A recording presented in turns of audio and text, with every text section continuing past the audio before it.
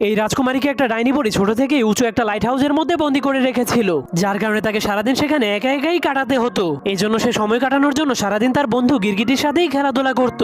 আর যখনই সেই ডাইনি বুড়ি এসে তাকে নিচে থেকে ডাকতে শুরু করত, তখনই রাজকুমারী তার বড় বড় চুলের সাহায্যে ডাইনি বুড়িকে উপরে নিয়ে আসতো, কারণ রাজকুমারী এই ডাইনি বুড়িকেই নিজের মা মনে করত। এই জন্য সে ডাইনি বুড়িকে বলতো, মা তুমি আমাকে এখানে একা ফেলে চলে যাও কেন?